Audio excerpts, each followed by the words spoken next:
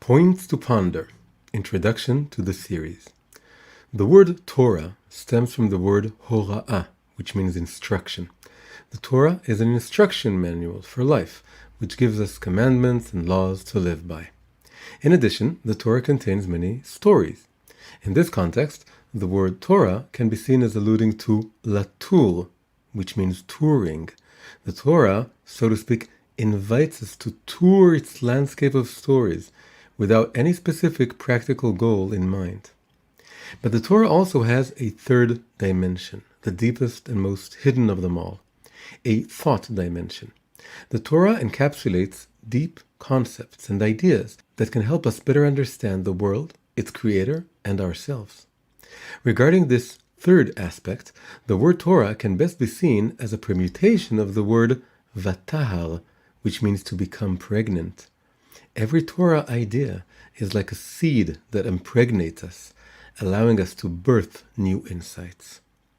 In the series Points to Ponder, we shall mine each week's Torah portion for a single kernel idea and unpack it, so that we may further develop and enrich ourselves from it. Among other things, we shall be using concepts from the Torah's inner dimension, Kabbalah and Chassidut. Bereshit, the wheel and the arrow. The opening verse of the Torah is so well known, so much a part of our culture, that we often fail to notice just how revolutionary the idea embedded in it is. The concept of creation ex nihilo, the claim that the universe came into being from nothing due to an external act of creation, is by no means self-evident. According to all ancient cultures, as well as modern science prior to the discovery of evidence for the Big Bang, the universe has always existed. Even the so-called creation myths of ancient religions didn't really describe the world as created from nothing so much as formed from existing processes within reality, say from the union of a primal god and goddess. The question whether the world always existed or was created at a certain moment is more loaded than it may first seem. Each answer to this question gives rise to a radically different picture and experience of the world. For example, it raises the question if there is something outside the world. If the world has always existed, that means it's the most primordial thing in existence. What we can perceive and experience, be it with our senses or with our imagination, is all there is. If, however, the world was created at some point, that means that something transcendent lies beyond it, an even more primordial divine being. Another question stemming from the concept of creation is whether or not the world has a direction. One of the most prevalent concepts in ancient religion was the myth of eternal return. Since the world was believed to have always existed, it was seen as governed by a circular law. It emerged from the void and was destined to be swallowed up by it again. The events taking place in it were destined to repeat themselves forever, and the cycles of nature were perceived as absolute and unbreakable. According to the Torah, on the other hand, which describes the world as having been created ex nihilo, creation has a direction and a purpose towards which it advances like an arrow shot from a bow. It begins from a state of chaos, void, and darkness in which humans quickly sin and damage the world, and ends with the world's redemption, universal peace, and all-embracing divine revelation. For the world shall be filled with the knowledge of God, as water covers the sea. Nature has cycles, but the arrow of time flies through them, pulling them with it, so to speak, turning them into a spiraling ribbon like a kite's swirling tail. Lastly, these two worldviews generate different emotional and spiritual experiences for those who espouse them. While belief in nature alone imparts a sense of stability and security, it also limits us to a closed world with no hope for redemption. If nature, teva in Hebrew, is a closed system, then in a sense, we're all destined to drown in it. Litboa comes from the same root in Hebrew.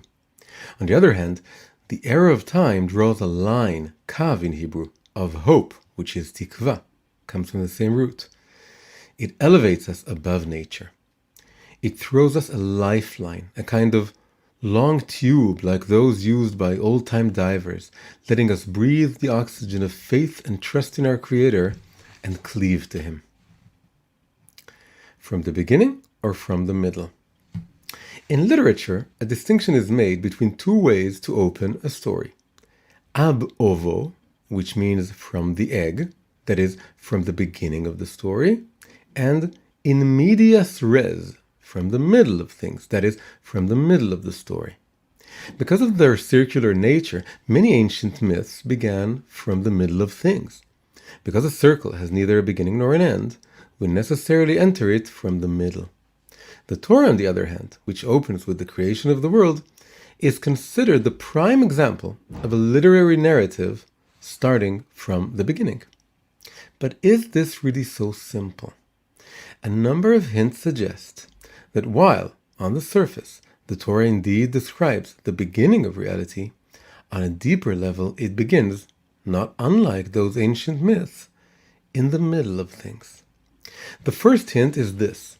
Out of all the letters in the Hebrew alphabet, the Torah begins with Beit, the second letter.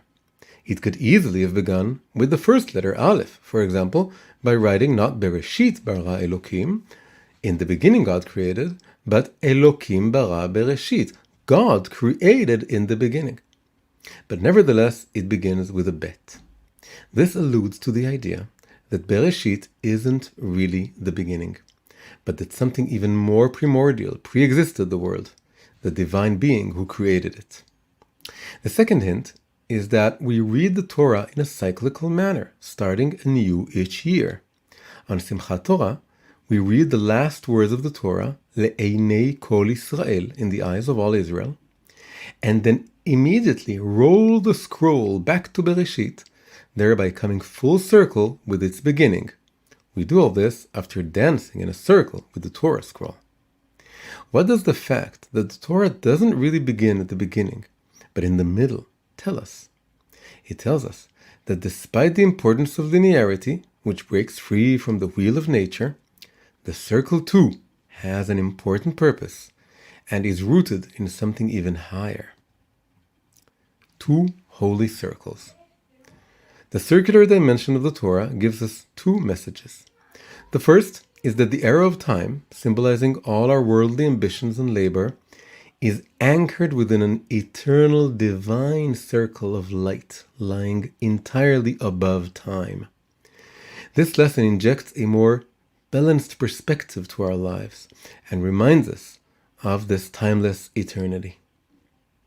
The second message is that linear movement over time must be integrated within the cycles of nature, the weeks, months, years, and larger cycles like Shemitah and Yovel. A harsh, linear approach that ignores nature's cycles will end up trampling nature and is destined to collapse like a tower without foundations. These two circles, that of nature and that of the divine light surrounding it, are the spark of the myth of eternal return that the Torah redeems and elevates in its opening story. A point to ponder. Notice that the last letter of the concluding word of the Torah, Israel, the letter Lamed, together with the first letter of the opening word, Bereshit, the letter Bet, form the word Lev, which means heart. This is especially interesting in light of the fact that the three letters preceding the Lamed of Israel, Shin, Resh, and Aleph, and the three letters that follow the Beit of Bereshit, Resh, Aleph, Shin, each form the word Rosh, which means head. The linear Torah begins with one head or mentality and ends with another, different one. What connects these two heads into one reality is a heart, the heart that feels the cycles of nature and divinity.